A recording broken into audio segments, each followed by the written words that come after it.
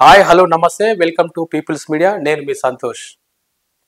40 ఏళ్ల రాజకీయ ప్రస్థానం, ఎమ్మెల్సీగా, మంత్రిగా, ఎమ్మెల్యేగా రాష్ట్ర ప్రజలకు విశిష్ట సేవలు అందించిన వ్యక్తి మాజీ ఎమ్మెల్సీ జీవన్ రెడ్డి. ప్రస్తుతం జగిత్యాల రాజకీయం రాష్ట్ర వ్యాప్తంగా ఒక సంచలనంగా మారిన పరిస్థితి కనబడుతుంది. సో దీని అందరికీ ప్రధాన కారణం ఏంటి అనే అంశంపై పీపుల్స్ మీడియా అందిస్తున్న ప్రత్యేక కథనం.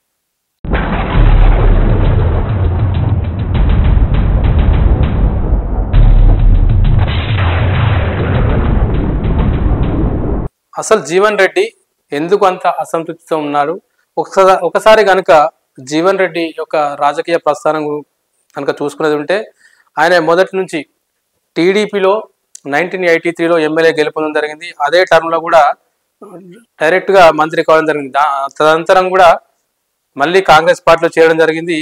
వైఎస్ క్యాబినెట్లో కూడా మంత్రిగా పనిచేసిన ఉంది. దీంతో పాటు 2019 ఎమ్మెల్సీ ఎన్నికలలో కూడా ఎమ్మెల్సీగా గెలుపొంది విశిష్ట సేవలు అందించినటువంటి వ్యక్తి జీవన్ రెడ్డి. కాంగ్రెస్ పార్టీ ఆపదలో ఉన్నప్పుడు ఆయన ప్రతిపక్షంలో ఉండి కూడా పోరాడిన వ్యక్తి ఎవరన్నారంటే జీవన్ రెడ్డి. ఇది ఎందుకు చెప్తున్నా అంటే 2014 సంవత్సరంలో కూడా 2014 సంవత్సరంలో ఉమ్మడి కరీంనగర్ జిల్లాలో ఒకే ఒక వ్యక్తి ఎమ్మెల్యే గెలుపొందిన వ్యక్తి ఎవరంటే అది జీవన్ రెడ్డి మాత్రమే. సో ప్రతిపక్షంలో ఉండి పోరాడిన వ్యక్తి జాబితాలో మొట్టమొదటి స్థానం ఎవరంటే జీవన్ రెడ్డి మాత్రమే అని చెప్పొచ్చు.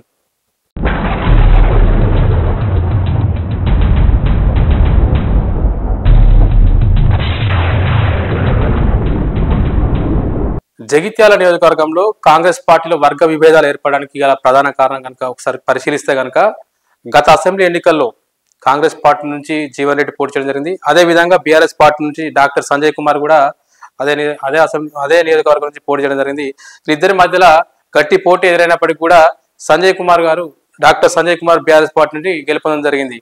సో ఇది ఒక ఎపిసోడ్ అయితే, తదనంతరం బీఆర్ఎస్ పార్టీ నుంచి గెలుపొందిన తర్వాత ఆయన కాంగ్రెస్ పార్టీలో చేయడం జరిగింది. కాంగ్రెస్ పార్టీలో చేరినప్పటి నుంచి జీవన్ రెడ్డి అలక మొదలైంది. తీవ్రంగా అసంతృప్తితో ఉన్నాడనేది ఒక రాజకీయ వర్గాల్లో పెద్ద చర్చ నడుతుంది. ఆయన రాకను కూడా నేరుగా ఆయన ఏఐసిసి పెద్దలను కలవడం జరిగింది. నన్ను సంప్రదించకుండా ఆయన పార్టీలో ఎలా చేర్చుకుంటారనే అంశంపై కూడా పెద్దల సమక్షంలో చర్చించడం కూడా జరిగింది. సో ఈ రాజకీయ రగడకు ప్రధాన కారణం డాక్టర్ సంజయ్ అనేది స్పష్టంగా అర్థమవుతుంది.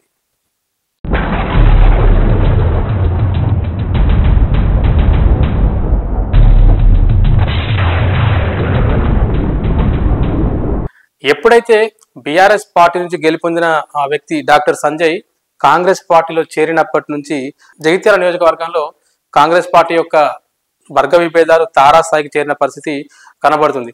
ఈ రాజకీయ వర్గ విభేదాలకు ప్రధాన కారణం జీవన్ రెడ్డి వర్సెస్ సంజయ్ గా మారడంతోనే ఈ జగిత్యాలలో ఈ కాంగ్రెస్ పార్టీలో రాజకీయం మరింత వేడెక్కింది.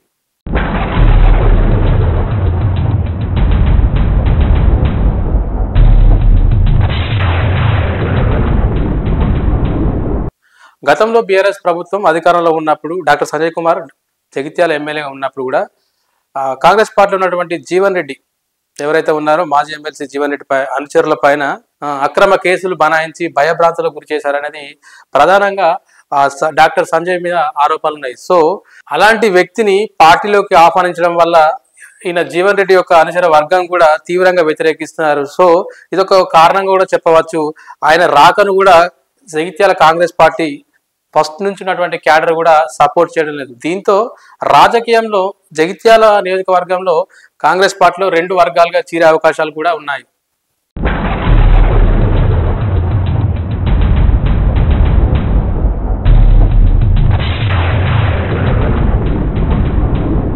దీంతో పాటు ఈ మధ్య కాలంలో ఆయన ఎమ్మెల్సీ పదవి కూడా మోయడంతో ఆయన కొన్ని ఆశలు పెట్టుకున్నాడు. కాంగ్రెస్ పార్టీ నుంచి గవర్నర్ కోటాలో ఎమ్మెల్సీ అన్నా, లేకపోతే ఎమ్మెల్యే కోటా కింద ఎమ్మెల్సీ అన్నా ఇస్తారు, లేకుంటే క్యాబినెట్ లో మంత్రి పదవి కూడా బెర్తు ఖరారైన అంశంపై కూడా పెద్ద చర్చ నడిచింది.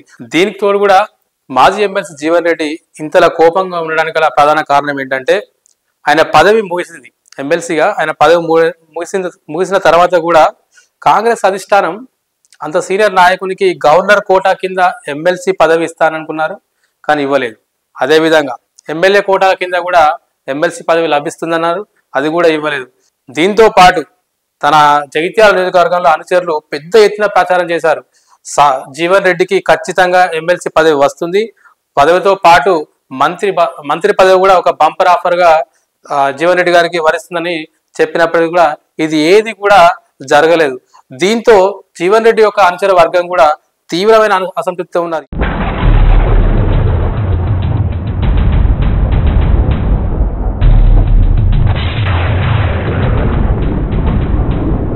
ఇంతటి సీనియర్ నాయకులు జీవన్ రెడ్డి గారిని మన జిల్లా మంత్రి అయినటువంటి పొన్నం ప్రభాకర్ గారి మంత్రి శ్రీధర్ బాబు కూడా అసలు పట్టించుకోవడం లేదన్నది వాళ్ళ కార్యకర్తల్లో ఒక ఆందోళన కలిగిస్తున్న పరిస్థితి.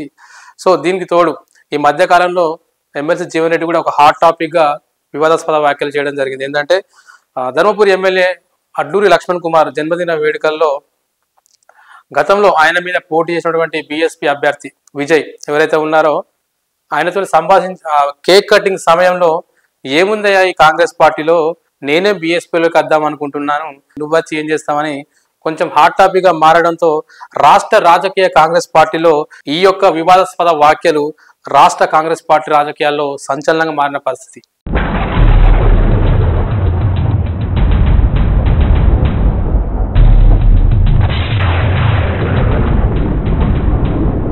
ఒకవేళ కనుక మాజీ ఎమ్మెల్సీ జీవన్ రెడ్డి కనుక కాంగ్రెస్ పార్టీ వీరి ఇతర పార్టీలు చేరితే కనుక జగిత్యాల నియోజకవర్గంలో కాంగ్రెస్ పార్టీ చాలా వరకు నష్టపోయే అవకాశం ఉంటుంది.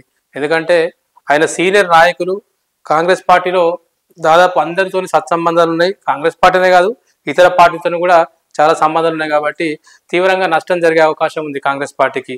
సో ఇది ఇలా ఉంటే ఒకవేళ ఆయన కనుక పార్టీ దాదాపు అయితే బీజేపీ బీఎస్పీ అంటున్నారు కానీ బీఆర్ఎస్లో పార్టీలో చేరే అవకాశాలు ఉన్నాయని రాజకీయ వర్గాల్లో ఒక చర్చ అయితే నడుస్తుంది. ఎందుకంటే ఆయనకు గతంలో కేసీఆర్తో మంచి సంబంధాలు ఉన్నాయి కనుక చేరే అవకాశాలు మాత్రం బీఆర్ఎస్ పార్టీలోనే ఉన్నాయని స్పష్టంగా రాజకీయ వర్గాల్లో ఒక పెద్ద చర్చ నడుస్తుంది.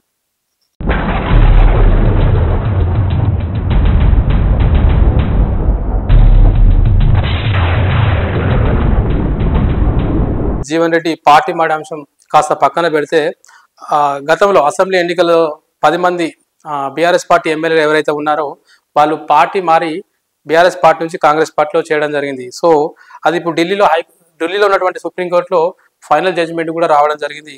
ఒకవేళ కనుక ఫైనల్ జడ్జిమెంట్లో పార్టీ ఫిరాయించినటువంటి జాబితాలో కూడా జగిత్యాల ఎమ్మెల్యే ఎవరైతే ఉన్నారో డాక్టర్ సంజయ్ ఉన్నారో ఆయన కూడా ఉన్నారు కాబట్టి ఒకవేళ అక్కడ ఉప ఎన్నిక వస్తే కనుక మరి కాంగ్రెస్ పార్టీ ఆయనకి టికెట్ ఇస్తుందా లేకుంటే జీవన్ రెడ్డికి టికెట్ ఇస్తుందా అనేది విషయం అనేది ఒక చర్చనీయాంశంగా మారింది. ఒకవేళ కనుక జీవన్ రెడ్డికి టికెట్ ఇవ్వకుంటే మాత్రం ఖచ్చితంగా పార్టీ మారబోతున్నారు అనేది రాజకీయ వర్గాలలో ఒక చర్చ నడుస్తుంది.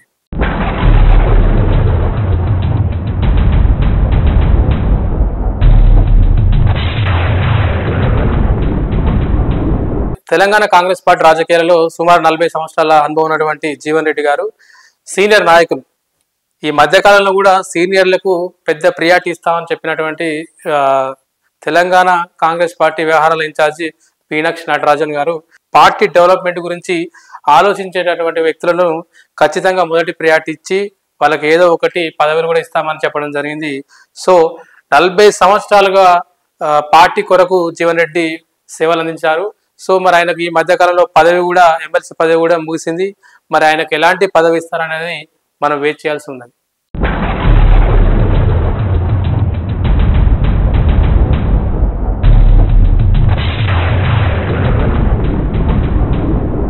ఈ మధ్య కాలంలో కాంగ్రెస్ పార్టీ తెలంగాణ ఇన్ఛార్జిగా వచ్చినటువంటి మీనాక్షి నటరాజన్ ఎవరైతే ఉన్నారో కాంగ్రెస్ పార్టీ కొరకు పనిచేసిన వ్యక్తులకు సీనియర్లకు పెద్దపీట వేస్తామని చెప్పడం జరిగింది. వారికి పనికి తగ్గట్టు కూడా న్యాయం చేస్తామని కూడా ఆమె హామీ ఇవ్వడం జరిగింది.